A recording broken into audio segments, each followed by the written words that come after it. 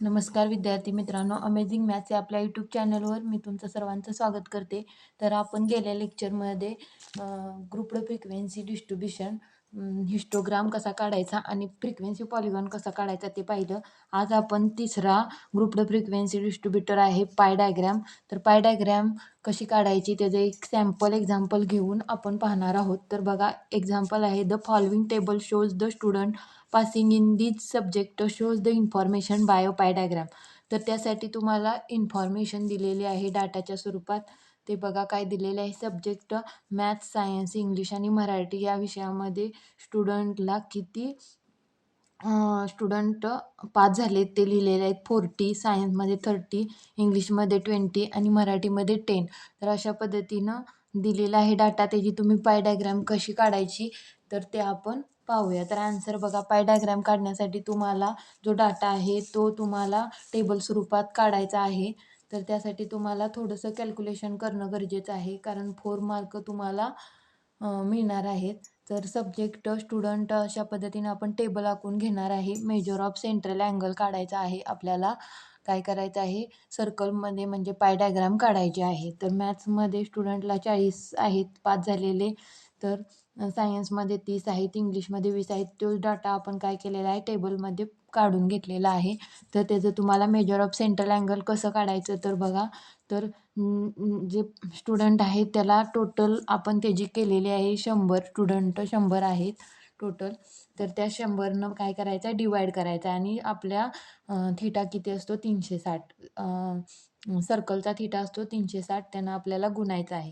तर गुणाकार केल्यानंतर बघा, ह्या शून्याला शून्य जातात, 40च्या शून्याला 10 च्या शून्य जातो आणि 36 चोक 144. तर सायन्समध्ये पण तसंच करायचं आहे. सायन्सचे विद्यार्थी किती पास झाले 30, तर 100नं टोटल 100 आहे त्यानं भागलेलं आहे, गुणुले थिटा 360 आहे त्यानं गुणलेलं आहे. तर शून्याला शून्य सगळे जातात आणि 36 त्रिक 108. नंतर इथं इंग्लिशमध्ये 20 आहेत स्टुडंट पास झालेले, टोटल 100 विद्यार्थी आहेत, तर थिटा 360 आहे. शून्याला सगळे शून्य जातात, तर 36 दोन्ही 72.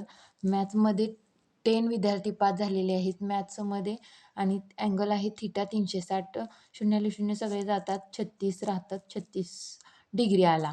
तर आपण जी जर टोटल केली तर ती 360 येणार आहे. डोळं झाकून 360 येणार आहे, कारण हे सगळे सर्कल चे काय होणार आहेत, सर्कलमध्ये आपल्याला अँगल दाखवायचे आहेत.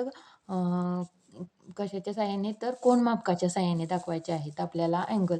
तर आपण आता पाय डायग्राम काढून घेतलेले आहे. तर तुम्हाला असं कंपासमध्ये ठराविक तुमच्या मनानं कुठलंही अंतर घ्यायचं आहे आणि पाय डायग्राम काढायचे आहे. तर मॅथ्समध्ये किती, इथं एक रेषा आखून घ्यायची आहे. इथं कंपास ठेवल्यानंतर काय करायचं आहे, त्याचा अँगल 144 डिग्री तो तुम्हाला इथं काय करायचं आहे, कंपासमध्ये डॉट म्हणजे फिक्स करून घ्यायचा आहे आणि परत तुम्हाला लाईन मारायची आहे. नंतर कंपास तुम्हाला ह्या लाईनवरती ठेवून कंपासमध्ये 108 डिग्रीचं माप बघायचं आहे, तिथं डॉट मारायचा, तिथं लाईन मारायची, रेषा मारायची कंपास काढून. नंतर कोण मापक हे सेमी सर्कल वापरायचं आहे तुम्हाला अर्धवर्तुळ काढून.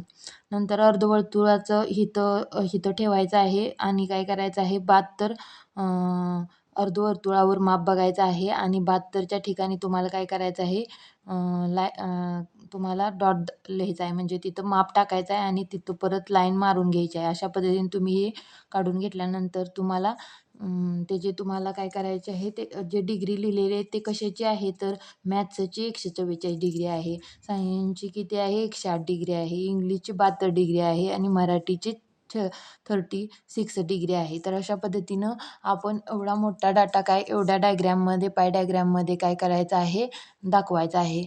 तर थँक्यू.